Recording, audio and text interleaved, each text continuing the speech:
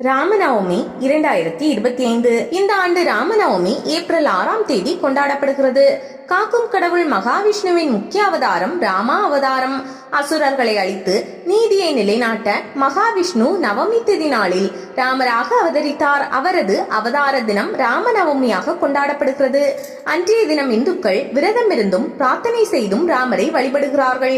கோவில்களுக்கு சென்று ராமாயணம் படிக்கிறார்கள். ராமாயண நிகழ்வுகளில் பங்கேற்கிறார்கள். நாடு முழுவதும் உள்ள வைணவ ஆலயங்களில் ராமநவமி உற்சாகமாக கொண்டாடப்படுகிறது. ராமநவமி நாளில் சிறப்பு ஊர்வலங்கள், பஜனைகள் மற்றும் ராம்லீலா நிகழ்ச்சிகள் நடைபெறுகின்றன. தர்மத்திற்கும் அதர்மத்திற்கும் இடையிலான தொடர்ச்சியான மோதலை ராமநவமி நமக்கு நினைவூட்டுகிறது. மேலும் வாழ்க்கையில் சரியான பாதையை பின்பற்ற ராமகாவியம் நம்மை ஊக்குவிக்கிறது. இந்த ஆண்டு ராமநவமி ஏப்ரல் 6ஆம் தேதி கொண்டாடப்படுகிறது. ஏப்ரல் 5ஆம் தேதி நள்ளிரவு 1:03 முதல் ஏப்ரல் 6ஆம் தேதி நள்ளிரவு 12:25 வரை நவமி திதி உள்ளது. இந்த நேரத்தில் ராமபிரானின் பிறந்த நாள் கொண்டாட்டங்கள் நடைபெறும். ராமநவமி சிறப்பு பூஜைகள் நடைபெறும் நேரம் ஒவ்வொரு நகரங்களை பொறுத்தும் மாறுபடும். நாடு முழுவதும் ராமநவமி கொண்டாட்டங்களுக்கு பக்தர்கள் தயாராகி வருகிறார்கள்.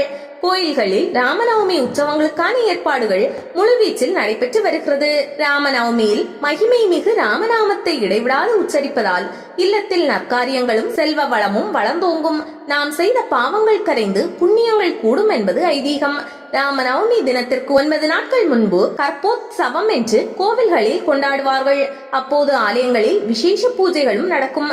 ராவணன், கரன், தூஷணன், திரிசிரன், மாரீசன், சுபாகு, தாடகை, விரதன், கபந்தன் போன்ற ராட்சசர்களை அழிக்க ராமனாக விஷ்ணு பகவான் அவதரிக்கப் போவதை அறிந்து கொண்ட முனிவர்கள் ராமர் பிறப்பதற்கு முன்பிருந்தே கற்போத்சவத்தை கொண்டாடியதாக சொல்வார்கள். அதே போல் ராமபிரான் பிறந்ததிலிருந்து வரக்கூடிய 9 நாட்களை ஜனோத்சவம் என்று கொண்டாடுவார்கள்.